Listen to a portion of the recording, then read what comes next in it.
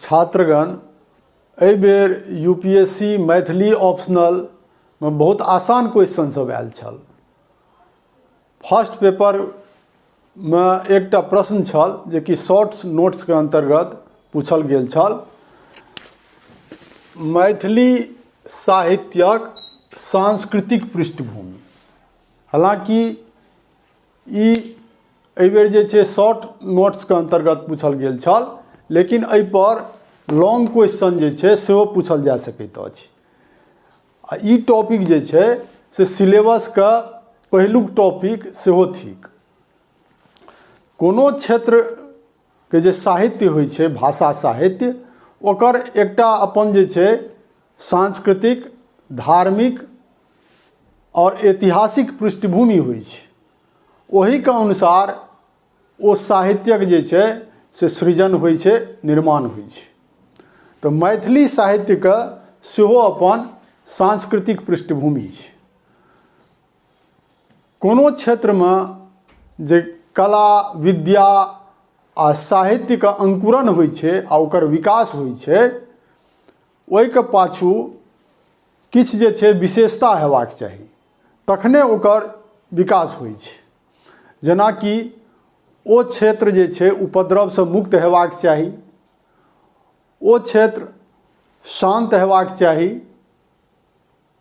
ओतुका लोक के जे छै से खेबा पीबाक विशेष सुविधा होय और श्रम साध्य पूर्वक जे छै से धनोपार्जन करबाक बाध्यता नहीं होय। ओतुका लोक सुखपूर्वक जीवन व्यतीत करैत हुए। ओतुका शासक वर्ग जे छै से कला आ विद्या के संरक्षक होइत, कला आ विद्या प्रेमी होइत। जखन ऐतिहासिक दृष्टिकोण से प्राचीन मिथिला पर दृष्टिपात करै छी तऽ ई सबटा विशेषता हमरा लोकनि के प्राचीन मिथिला में दृष्टिगोचर होइत अछि। प्राचीन मिथिला के जे लोक छलाह से सुसंपन्न होइत छलाह। हुनका लोकनि के खेबा पीबा के नीक सुविधा छलनि और श्रमपूर्वक धनोपार्जन करबाक या जीविकोपार्जन करबाक जे छै से कोनो विशेष बाध्यता नहीं छलनि। सब चीज जे छै से हुनका सबके जीवनक प्रत्येक आवश्यकता जे दैनन्दिन आवश्यकता छै ओ सबटा सुलभ छलनि।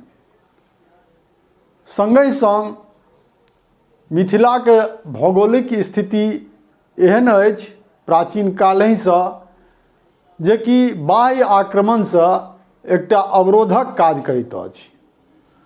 दक्षिण दिशा में गंगा नदी आ पश्चिम दिशा में गंडकी नदी जे छै से बाहरी आक्रमणकर्ता सबके लेल एकटा अवरोधक काज करैत छल।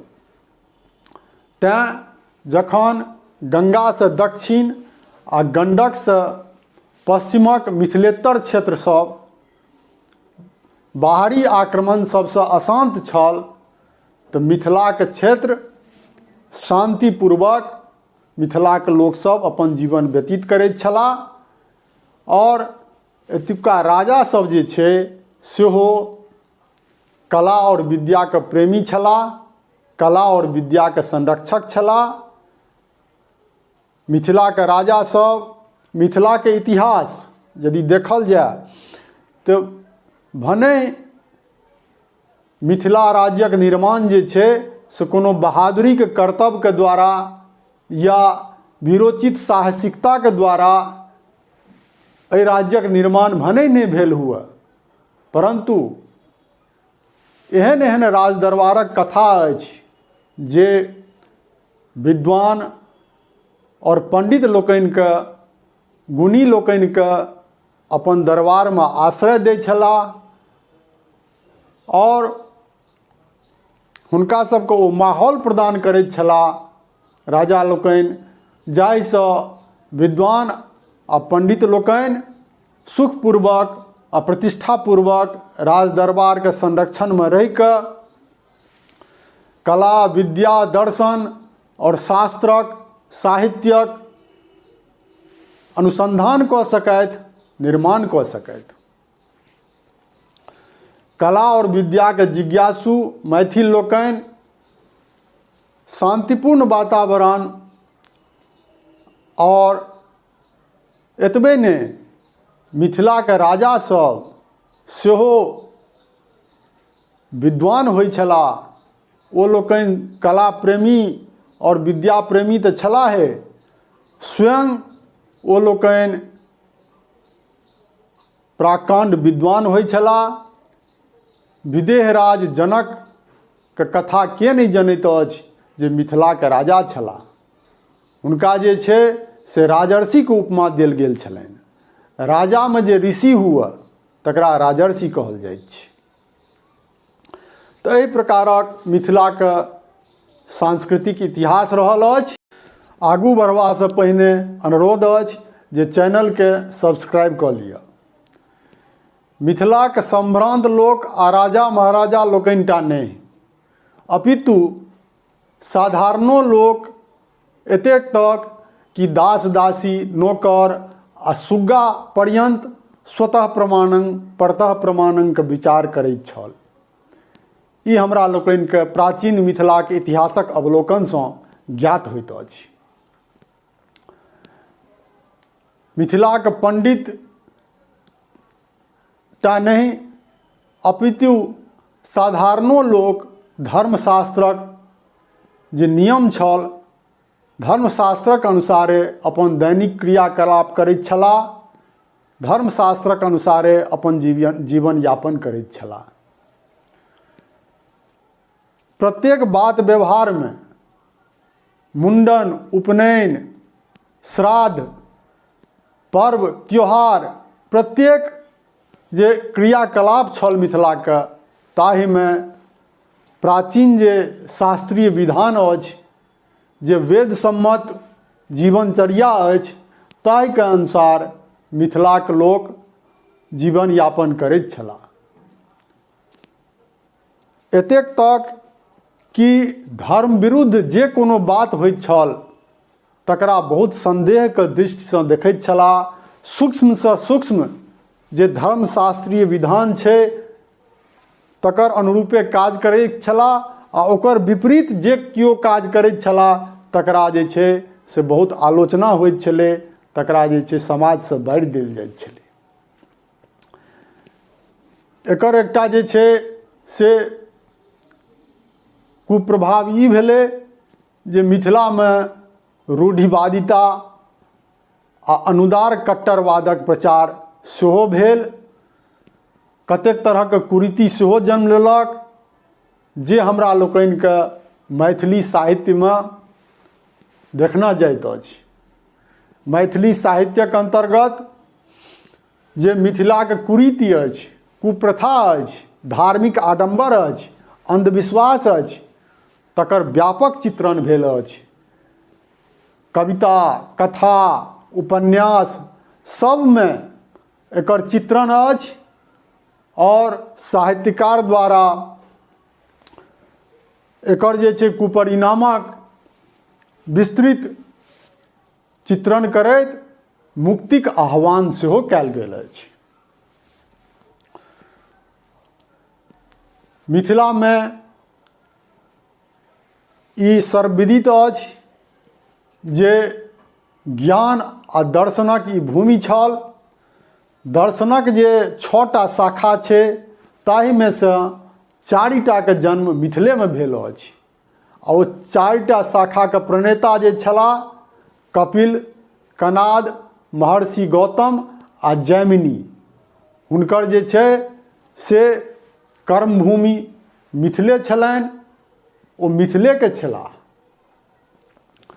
मध्यकाल में जे छै जखन मिथिला पर छिटफुट मुसलमानी आक्रमण भेल तखन मिथिला के जे विद्वान छलाह ओ लोकनि सामाजिक आ नैतिक नियम के सुदृढ़ करबाक लेल अनेक ग्रंथक रचना कयलनि। यह कारण छैक जे मिथिला में मध्यकाल के अंतर्गत नव्य न्याय, मीमांसा के कतेक ग्रंथक जे छै से रचना भेल और एहि प्रकारे मुसलमानी आक्रमण के जे कुप्रभाव छै ताहिसँ मिथिला अपना आपके सुरक्षित रखलक और अविचलित भावसँ अपन संस्कार, अपन संस्कृति, अपन मर्यादा के पालन करैत रहल। मिथिला में जे सामाजिक सांस्कृतिक जे विधि व्यवहार छै से प्राचीन कालेसँ मैथिल ओकर पालन करैत आबि रहल छथि, अपन संस्कृतिके संरक्षित रखने छथि आ ओहि सबटाके झलक हमरा लोकनिके से मैथिली साहित्यमे चाहे कथा हुआ, उपन्यास हुआ, सबमे मिथिलाके प्रत्येक विधि व्यवहारके ओहिमे विस्तृत वर्णन भेल अछि। मिथिलाके राजदरबार विद्वान सबके संरक्षण दै छलखिन और मैथिली साहित्यक जे मूर्धन्य साहित्यकार सब छथि, जे मैथिली साहित्यके पृष्ठभूमि रखलथि, आधारशिला रखलथि, जतऽसँ मैथिली साहित्य आगू बढ़ल, ओ दूटा प्रमुख विद्वान साहित्यकार राजदरबारेमे रहै छलाह। राजदरबारेसँ हुनका संरक्षण भेटलनि, जाहिमे प्रथम छथि महाराज हरि सिंह देवक दरबारमे ज्योतिश्वर ठाकुर और महाराज शिव सिंहक दरबार में महाकवि विद्यापति। मैथिली साहित्य के जे विषय वस्तु अछि, जे कथानक अछि, से प्रारंभिक जे साहित्य अछि ताहिसँ लऽ कऽ मध्यकाल तक, एतेक तक कि आधुनिक कालक जे उत्तरार्ध काल छल, आधुनिक कालक पूर्वार्ध काल छल, ताहूमे जे छै से ओ जे प्राचीन परंपरा चलि आबि रहल छलै साहित्य रचनाके, तकर विस्तृत झलक हमरा सबके भेटैत अछि। चूँकि साहित्य रचना सबसँ पहिने जे छै से पंडित लोकनि प्रारंभ कयलनि। ओ लोकनि संस्कृतके विद्वान होइत छलाह, संस्कृतेमे रचना करैत छलाह और संस्कृत साहित्यके जे रचना प्रणाली छै ओ सबटा पौराणिक पात्र, जे सनातन धर्म अछि ताहिमे जे कथा सब छै ओहि कथा पर आधारित रहै छलै। इतिहासोमे जे प्राचीन इतिहास छै, प्राचीन जे राजा सब होइ छलाह हुनका पर आधारित छै, जेनाकि महाकवि विद्यापति, माघ आदि आदि कवि लोकनि, नाटककार लोकनि जे अपन रचना केलनि, ओहीके आधार पर मिथिलाके पंडित लोकनि अपन रचना प्रारंभ केलनि और मैथिलीमे जखन रचना भेल तऽ वएह प्राचीन जे पात्र सब छलै, जे पौराणिक पात्र छलै, तकरा जे छै से नायकके रूपमे अपन रचनामे उतारलनि। वएह परंपरा चलैत रहलै। कहबाक तात्पर्य ई अछि जे संस्कृतके पंडित हेबाक नाते ओ मैथिली साहित्यमे, जनभाषामे जखन रचना केलनि तो संस्कृते साहित्यके विषय वस्तुके ओ मैथिली साहित्यमे उतारलनि। अब बहुत बाद तक, आधुनिक कालक पूर्वार्ध तक से अहिना जे छै रचना परिपाटी चलैत रहल।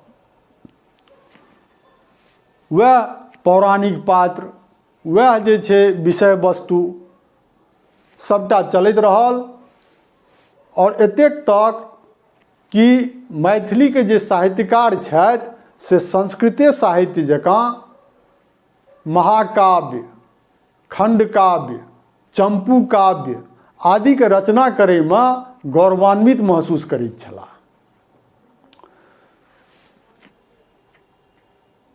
संगहि संग जे छै से एकटा इहो ध्यातव्य अछि जे चूँकि मैथिलीके प्रारंभिक साहित्यकार सब जे छलाह ओ एकटा खास वर्गसँ होइत छलाह, ओ पंडित वर्गसँ मैथिल पंडित छलाह, तऽ हुनकर लोकनिके जे सामाजिक समस्या छलनि तकरेटा जे छै से ओ अपना साहित्यमे चित्रण केलथि। जेनाकि वैवाहिक समस्या जे छलै से तत्कालीन समाजके एकटा बहुत विकट समस्या छलै। स्त्री शिक्षा, वैवाहिक समस्या,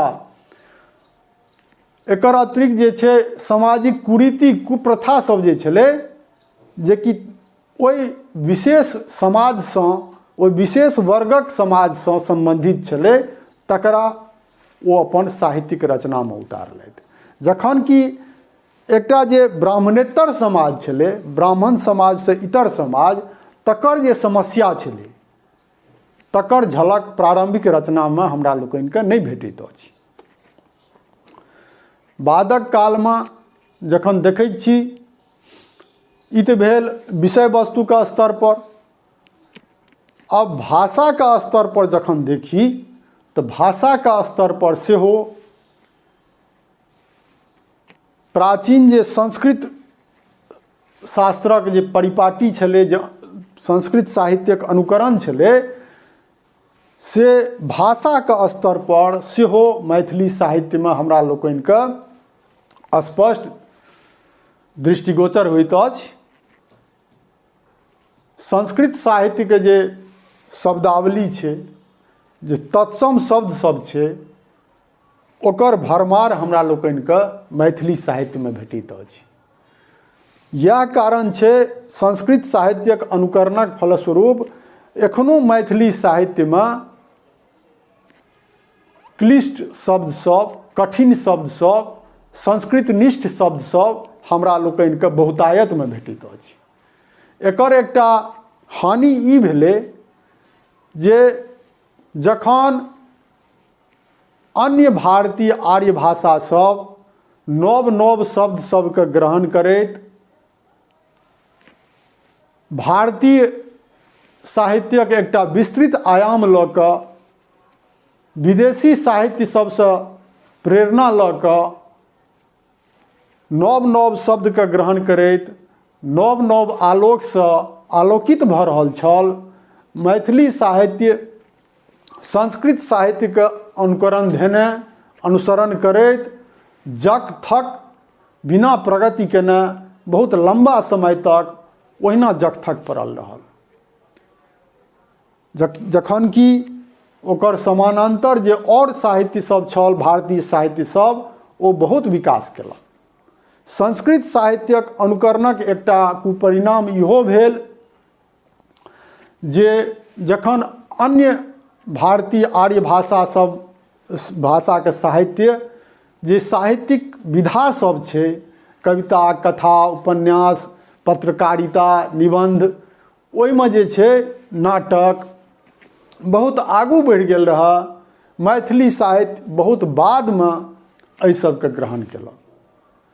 मैथिली साहित्यमे पत्रकारिताके विकास सेहो बहुत बादमे भेल, जखन कि बंगला साहित्य, मराठी साहित्य, तमिल साहित्य, एहि सबमे जे छै से एकर विकास, साहित्यिक विधा सबके विकास पहिने भऽ चुकल छल। लेकिन एकर एकटा ई सकारात्मक परिणाम कहि सकैत छी जे संस्कृत साहित्यके अपन आदर्श मानि कऽ जे मैथिली साहित्यमे रचना सब भेल, संस्कृत साहित्यके अनुकरण करैत रहल मैथिली साहित्य, तकर परिणाम, सकारात्मक परिणाम ई भेल जे मैथिली भाषा एकटा शिष्ट, परिनिष्ठ आ मधुर भाषाके रूपमे ख्यात अछि। आ वर्तमान समयमे संस्कृत साहित्य जकाँ मैथिली साहित्यके सेहो शास्त्रीय भाषाके दर्जा देबाक बात चलि रहल छै। और अपन इएह सब विशेषताके कारण जे छै मैथिली साहित्य शास्त्रीय भाषाके दर्जा पबैके एकटा प्रबल दावेदारके रूपमे जे छै से ठाढ़ अछि।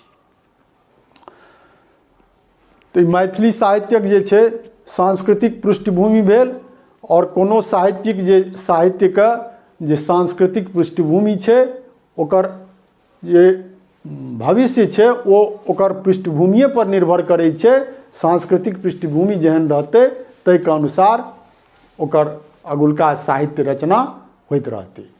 अच्छा, दोसर एकटा इहो बात अछि जे बादक कालमे, आधुनिक कालमे आबि कऽ हमरा लोकनि देखैत छी जे मैथिली साहित्य, जेकि एकटा वर्गीय साहित्य छल प्रारंभिक समयमे, मैथिल पंडित और कायस्थ वर्गके लोक जे छै वएह टा मैथिली साहित्यमे रचना करैत छलाह।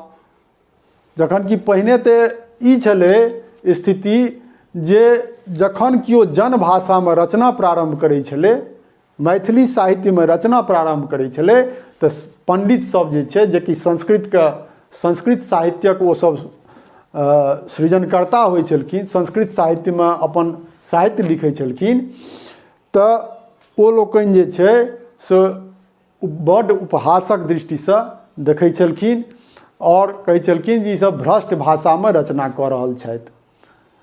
लेकिन जखन विद्यापति देसिल बैना सब जन मिठा तैसन पंबौ अवहट्ठा अवहट्ठमे जनभाषामे रचना प्रारंभ कयलनि आ ओ बहुत लोकप्रिय भेलै। तखन से विद्यापति परंपरा बहुत दिन तक चले, पूरा मध्यकाल। ओकर बाद जे छै से आबि कऽ आधुनिक कालमे पंडितक अतिरिक्त आनो वर्गके लोकसभ, निचलो वर्गक लोकसभ साहित्यिक रचना करय लगला, मैथिली साहित्यमे रचना होमय लगलै। और तेँ जे छै से और तखन ई भेलै परिणाम जे मैथिली साहित्यमे जे शब्द सबके जे व्याकरणीय एकटा नियमावली बनल छलै, ओहि नियमावलीके तऽ रक्षा भेलै, लेकिन सङ्गे सङ्ग जे छै से जनसामान्यमे जे प्रचलित शब्द सब छै तकरो समावेश मैथिली साहित्यमे भेलै। जनसामान्यके जे समस्या छै ओ समस्याके चित्रण एहिमे भेलै। और जे साहित्यिक वाद सब छै जे अन्य साहित्य सबमे छलै, जेना प्रयोगवाद, प्रगतिवाद, एहि सबके जे छै से मैथिलियो साहित्यमे से प्रयोग भेलै। और तखन सम्भ्रान्त वर्गक आ राजा सभक संरक्षणमे ई भाषा छल। सम्भ्रान्त वर्गक भाषा रहितो ई मैथिली भाषा और साहित्य जनसामान्यक भाषा आ साहित्य बनि सकल।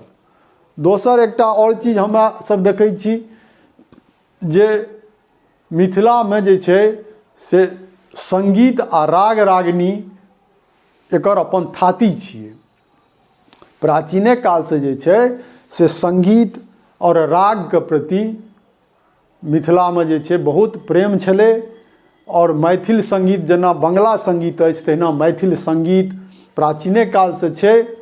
और कतेक तरहके राग रागिनी महाराज हरि सिंह देवक दरबारमे जे छै से ज्योतिरीश्वर ठाकुर महान संगीतज्ञ छलाह, जेकि अपन वर्ण रत्नाकरमे संगीतक अलग अलग राग रागिनीके चर्चा केने छथि। ओहिना जे छै से लोचन नामके संगीतकार भेलाह मिथिलामे, जे राग तरंगिणीके रचना केलनि। तऽ हमरासभ तेँ देखै छी जे मैथिलीमे जे कविता अछि ओ सभटा राग तालबद्ध अछि। चर्या पदमे सेहो जे छै से राग ताल अछि, राग ताल पर आश्रित अछि। आ ओकर बाद जतेक काव्यक रचना भेल ओ सभटा राग ताल पर भेल। नाटकके जे छै सेहो मिथिलामे प्राचीन कालसँ नाटक ओतऽ प्रचलित छल। बहुत तरहक नाटकक रचना भेल अछि, एतेक तक कि मध्यकालके जे छै से नाटक काल सेहो कहल जाइत छै। तऽ इएह मिथिलाके जे छै से मैथिली साहित्यक सांस्कृतिक पृष्ठभूमि। और बहुत आसान क्वेश्चन छलै यूपीएससीमे। सब जे छै जे अध्ययन ठीकसँ केने हेता, जे तैयारी ढङ्गसँ केने हेता, ओ निश्चित हुनका सफलता भेटबे करतनि, ई कामना करै छी। धन्यवाद।